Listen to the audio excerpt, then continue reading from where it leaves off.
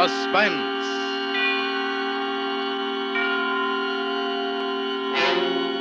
Present Miss Lana Turner in The Flame Blue Glove, a transcribed suspense play produced and edited by William Spear.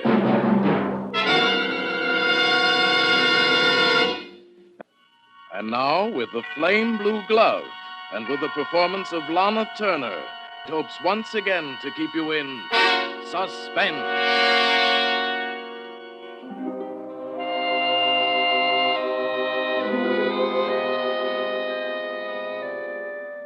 The trouble is, you never had any feelings, Dutch.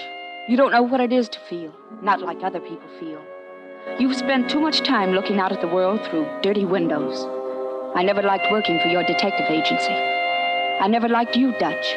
I never liked you at all. This is my last case. And this is my last report. You'll have to train someone else to go out and get tangled up in other people's lives. I thought I was through working for you when I married Jimmy Conway. But I was wrong. You showed up again last week. I was working in my garden. Even above the smell of the roses, I could smell trouble. Hello, Shadow. What? Dutch! Where did you come from? Just in the neighborhood. Here, give me those things. What do you know about a rose bush? I know this one's got thrips. Trim it, use nicotine spray for a week or 10 days, clear it up just like that. Death, taxes, and Dutch. You know everything. You haven't changed a bit. Same pipe, same awful tobacco. How's the detective business? I miss you, Shadow. You're the best operative I ever had. Oh, I'm flattered, Dutch. This gilded cage stuff okay? Gardens, clothes, car, time on your hands. You really like it? What do you think? Would you rather be a lady detective if you were me? Maybe. I don't know. You wouldn't be interested in working on a case, would you? I am now a happily married bride working on keeping her handsome husband. Besides, my license expired. Could fix that. This one's right up your alley, Shadow. You did the groundwork when you were with me. Sorry. I know the case was closed, but it's been nagging me. I still think it was murder. What case are you talking about? The Conway case. Mrs. Conway.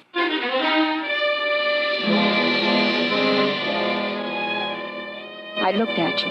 You weren't kidding, but you were smiling. And you only smiled when something might go wrong for somebody. Yeah, I still believe your husband killed his first wife.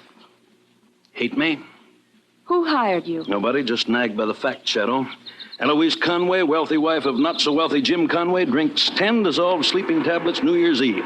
Coroner's jury says suicide. I just can't buy it. The police accepted the coroner's verdict. That day at the coroner's inquest, you disappointed me, Shadow, refusing to go on the stand. You'd been tailing him for 2 months. You could have told about his 3 lady friends. Telling those things to a coroner's jury wouldn't have helped one way or the other. Jimmy's clean and decent, Dutch. He would have been arrested on suspicion of murder if you'd spoken up. Those girls meant nothing to him. They were just friends. Maybe, and he might have fed her those pills so he could have one of those friends. Then why did he marry me instead of whoever it was? You saved his hide, Pigeon. You didn't tell the coroner about his friends. Maybe he married you to play it safe for a while. Maybe... Jimmy had nothing to do with Eloise's death. You know, I keep thinking what she said when she hired us. How did she put it? Yeah. Jimmy married me for my money. He was in love with somebody else. As soon as he thought it was safe, he went back to her. Went back to who? Who do you mean? Want to work on the case with me? No. No, I don't. Shadow, did you ever stop to think what might happen to you if he isn't innocent? If you let some little suspicion slip out somewhere and he gets it into his head that... Doesn't it ever scare you?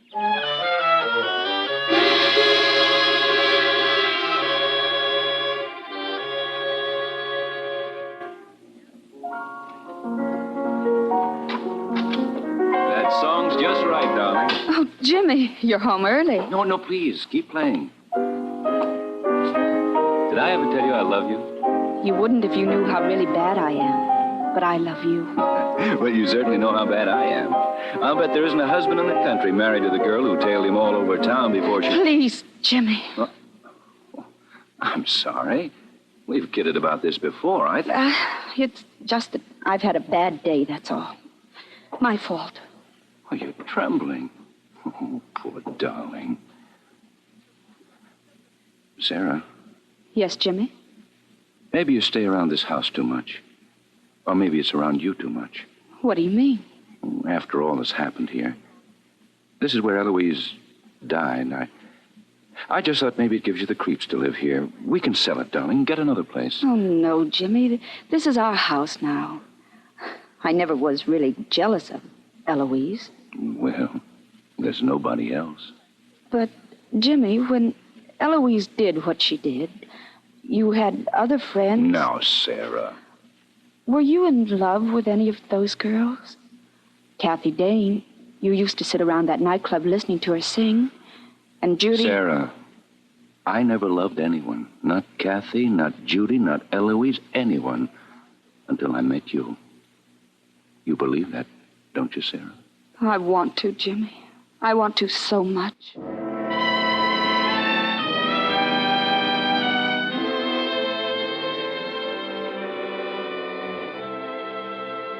The next afternoon, walking down Hollywood Boulevard, I saw an ugly second-floor office, and there was an ugly sign to go with it.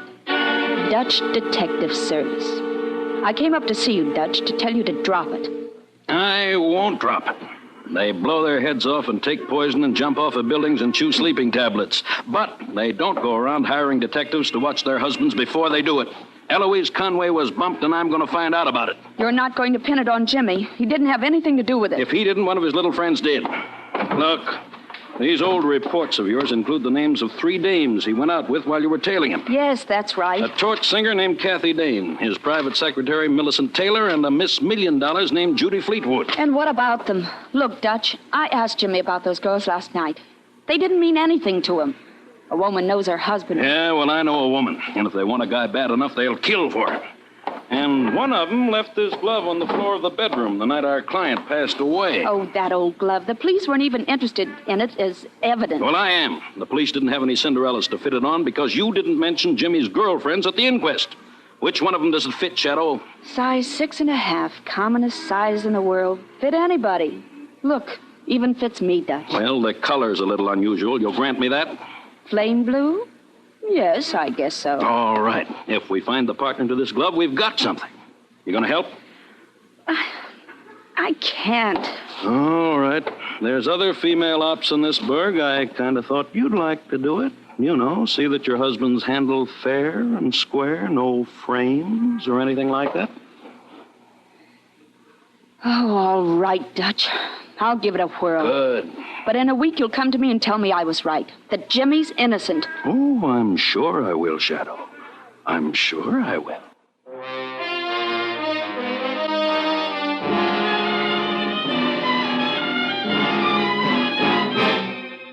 Bringing you Miss Lana Turner in The Flame Blue Glove, tonight's production in radio's outstanding theater of thrills, Suspense.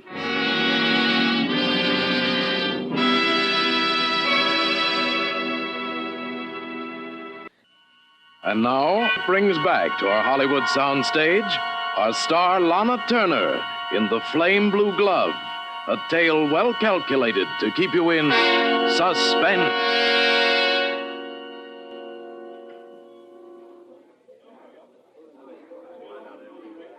May I help you, please? I want to buy some gloves, a size 6.5. Certainly. Any particular shade in mind?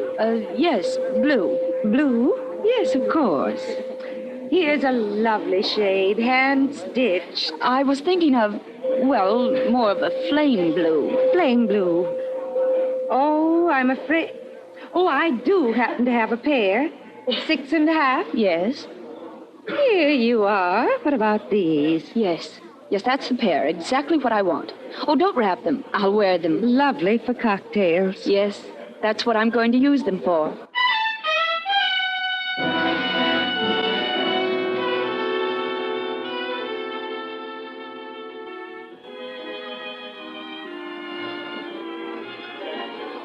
Mrs. Wingate? Yes, I'm Mrs. Wingate. Oh, won't you sit down, please, Miss Dane? I've always admired your singing so much. I've always been a fan of yours. Kathy Dane records are favorites with all my friends. Oh, I took the liberty of ordering martinis. Well, thank you, Mrs. Wingate. I don't go on here for another half hour. Oh, I didn't come to hear you sing this time, Miss Dane. I came to ask you a favor. Oh? I want you to sing at a party I'm giving next month at my Bel Air home. Well, I'm flattered, but I'm afraid I couldn't possibly accept any private engagements. I wish you'd reconsider. It's such a special occasion for a very dear friend who's spoken of you. Oh, who? Jimmy Conway. Jimmy. Yes, he's my neighbor. You know, he's been through so much in the last year with Eloise's death and everything. I felt this party might... You know Jimmy's wife? Yes, I've met Sarah. She's very nice. I'm glad. For Jimmy. I know I talk too much, but since I've met you, I can't help wondering why you and Jimmy... It's really quite simple, Mrs. Wingate. I'm a singer. I need backing. Jimmy couldn't help me then. He didn't have the money he inherited when his... Well, anyway, by the time I got my backing, what's-her-name, Sarah, had come between us. I never met her, but... Oh, I'm sorry. Did any get on you? No, but I'm afraid those beautiful gloves of yours are ruined. Oh, what a shame. Well, I hope it won't take the color out. Flame blue is my favorite. Mine, too, I guess. I had some gloves pretty much like those ones. Oh, really? I lost one of them. Oh, really? Well, I ruined one here. Perhaps we could make a pair between us. Which one did you lose? Oh, I can tell by just looking at yours they'd be too small. I wear a 7 3/4 glove. Have to have them made to order. My piano teacher used to call me ham hands. Sorry, I'm not your girl. No, I'm afraid you're not.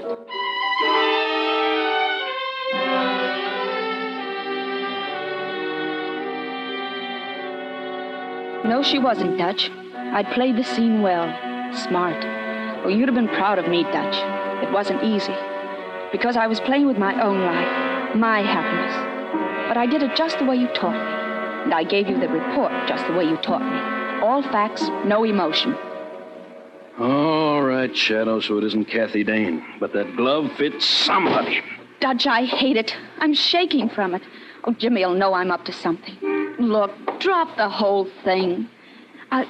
I'll give you $15,000 I have in my checking account. I want more than that. Dutch, I won't let you break this up for me. Jimmy and I have too much. You mean you're going to try hanging on to him and his money even if Eloise was murdered? Stop it! That make you feel better? I'm sorry. Okay. 1 down and 2 to go. A secretary and a grass widow. Who's first, Shadow? I'm so tired, Dutch. Sure, kid, sure. You need a good night's sleep. I'll drive you home. Oh, by the by, do you sleep good in that house? Very well. Just ask, Shadow. Just ask.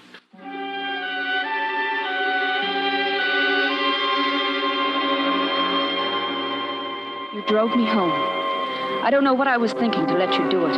When we got there, we spent an hour sitting in the car while you gave me all the details about Millicent Taylor again. She'd been Jimmy's secretary for 4 years. She'd been out of town at the time of Eloise's death. You wanted to know where. We said goodnight finally. You drove off.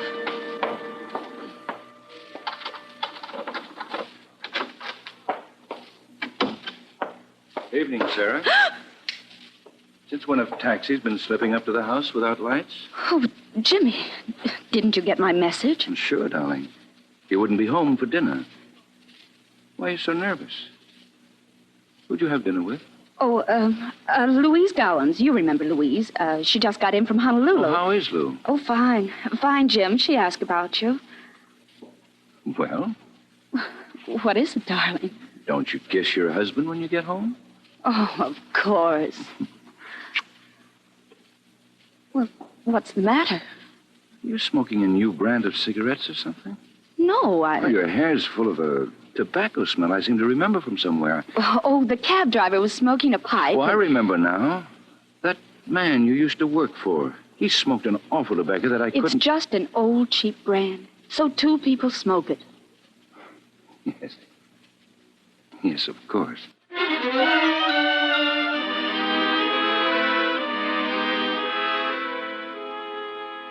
I was too clever for him, the way you taught me to be clever. And the next day, Dutch, I used everything you taught me. I had to. Because on my way back from Hollywood, I noticed that a gray coupe had turned with me off the boulevard. I noticed it because it looked exactly like my old car that I sold when I got married. And when it turned with me again at sunset and followed me out to Laurel, I knew that it was tailing me. Oh, I used what you taught me so well, Dutch. I timed traffic lights, dodged up narrow streets, and got away from them. I would have taken his license number and looked him up, Dutch, but I had other things to do first. Things like playing sick, playing a scene for my husband's secretary. Come in. Oh, Millicent. Millicent, it was so sweet of you to come. Sit over here by the bed. Are you ill, Mrs. Conway? Oh, migraine headaches. Unbearable sometimes. Oh? Shame. Oh, but I never let Jimmy know about them. Sick wives are such a nuisance to a man. Yes, they certainly are. I called you, Millicent, because I've been planning a surprise for Jim's birthday. A costume party. And you want me to call it off? All right. What guests are coming? No, I don't want to call it off. Jimmy needs relaxation. I wondered if you'd play hostess for me. Me? Hostess? Well, if this stupid headache persists, it'd be a great favor to me, and I know Jim would like it. Say you will, please. Well, really, Mrs. Conway, please now. Well, I haven't a costume. I don't know what... Well, mine's in the closet. I got it from Hollywood Costumers today. It would fit you. Which one? The colonial with the... Oh, yes. Yes. Well, it's lovely, Mrs. Conway. Oh, you'd look beautiful in it. I'd almost be afraid to let Jimmy see you wearing it. Would you? Now, the only thing it needs is some blue gloves. A flame blue, don't you think? Of course, they're rather difficult to find. Well, that's no problem. I think I know... Yes? You're clever, aren't you, Mrs. Conway? How do you mean? You aren't like Eloise. Migraine headaches. She'd have called him away from work a couple of days to nurse her. She was that kind of wife. You're very fond of my husband, aren't you, Millicent? Yes. Yes, I am. Are you in love with him? Yes. Last winter it got so bad that I had to go to a sanitarium for a while. Oh, you poor dear. Everyone thought I was spending the holidays with my sister. When I came back, a lot of things had happened. Eloise had committed suicide, and I was married to Jimmy. Yeah. Mm-hmm. Here. But aren't you going to take the costume with you? I've got a feeling you'll be up and around by party time. If there is a party. Oh, just in case you want to check it. On New Year's Eve, I was in Riverview Sanitarium, Mrs. Conway. Goodbye.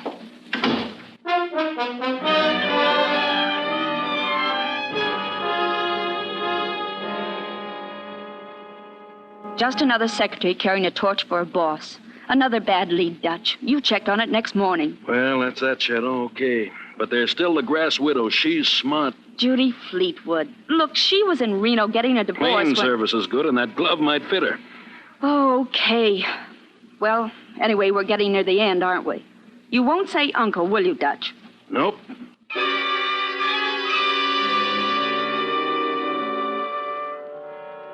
I drove over to Encino to Judy Fleetwood's ranch, a big rambling place that sprawled over several acres, complete with stables, swimming pool, and pictures. The one above the mantel was an oil of Judy herself, but a modest photograph on the desk below was the real eye-catcher. It was Jimmy. So you're Sarah Conway. Yes. Well, this is cozy. Sarah the winner. Judy the loser meet like two ladies and talk about the battle. What do you have? Oh, nothing, thank you. Oh, prim, too. Cheers, Toots. What are you doing here? Well, I'd like to have you over for dinner. Say, tomorrow night? I think that would be positively nostalgic. Want me to bring someone with me? If you wish, yes. The guy across the road just left his wife. Shall I bring him along? Well, anyone you want. Yeah. You know what? I only wanted one guy, and you got him. Have a drink. This is quite an occasion, meeting you after seeing so much of you. After seeing so much of me? Sure. Last year, every time I was out with Jimmy, I'd see you lurking in the bushes somewhere. Where's your magnifying glass and bloodhounds? I didn't like doing it, Miss Fleetwood. It was a job. You made it pay off, honey. No, come off it. Tailing a man, getting the dope on his private life, then scaring him into marriage. That's a lie. It is it? The night Eloise died, I went to see her. You were with her the night she died? That's what I said. And she told me she was more scared of you than any of us. Oh, you're good, sister. You're real good. But you're not going to keep him. You hear me? It would have been me if you hadn't interfered.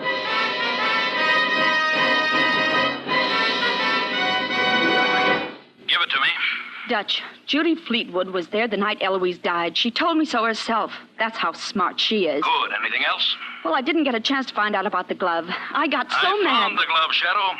What? Yeah, the other flame blue glove. Well, where'd you find it? Where every dame, even the smartest one, can lose a glove when she's driving a car. Tucked down on the cushions. Oh, I see. Cost me a lot of time and money, Shadow, but I expect to get it back. Girl who owned that car got lots of money, loaded. Well, what happens now? We'll wind it up tonight, Shadow. You know that little house outside the gate to the Fleetwood dame's place? Yes? Meet you there at 9. Oh, I have to hang up. Sarah. Goodbye, Mr. Dameron. Sarah.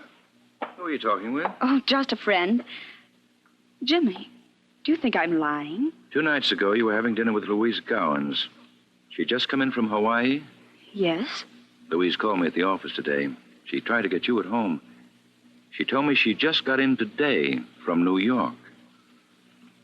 Well, Sarah? I hoped you wouldn't catch me, darling. Actually, I had to meet a man. Well, it was for your birthday. A surprise. It's hard to keep up with you sometimes, Sarah. Who do we know drives a gray coupe? I know you once owned one, but Well, I'm sure I don't know. coming home twice now, I've seen him sitting in it. Seemed to be interested in our house. Thought he might be your doctor. My doctor? Oh, what are you talking about, Jimmy? Migraine headaches, darling. Oh. Millicent shouldn't have mentioned it. They're really nothing. It's funny.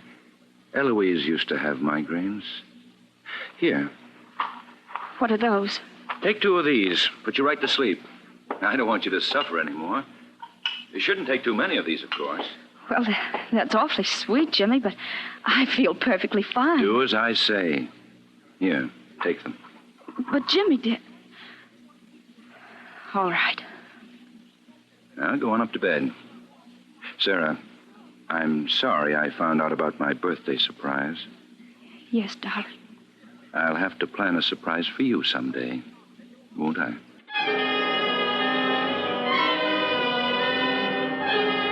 I pawned the sleeping pills, of course. Another little trick you taught me. I waited in my room 20 minutes. I could hear Jimmy listening outside my door. Then I quietly dialed the operator and told her my phone seemed to be out of order and asked her to call me back. As soon as it rang and I heard Jimmy race to answer it downstairs, I was down the back stairs and out of the house. I was still 10 minutes early for our appointment at Judy Fleetwood's. I was quite calm. The night was dark, and I had my gun. I stood in the shadows and waited for you. I expected to hear your car first, but you fooled me, Dutch. I couldn't make out the shadow across the driveway, but I could smell the pipe smoke, and I fired. Dutch! Dutch! All right, Shadow. Oh! Drop it. Dutch! I said drop it. You never did learn how to shoot a gun, did you, Shadow? But you learned everything else. It's money you want, isn't it, Dutch? What good would it do me, Shadow? I'd be asking for something like this every time I came around to collect from you. And you might learn to shoot straight after a while. So, this is it, Dutch. This is it, baby. I've got the glove in your old car, the mate to the one you left in Eloise's room the night you fed her those pills. Even got you now on attempted murder. Nothing much for me to say, is there? Nope. That enough for you, Lieutenant? I guess it is. Sarah Oliver Conway, you're under arrest for the murder of Eloise Conway.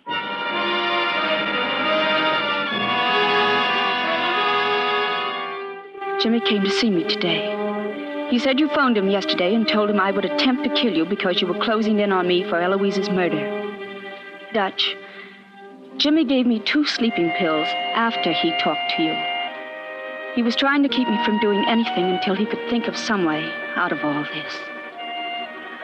But you wouldn't understand what that means to me, I guess. You never loved anybody, Dutch.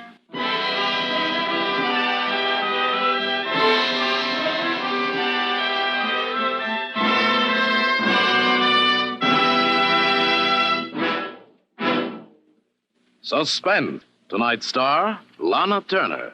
Next Thursday. Suspense.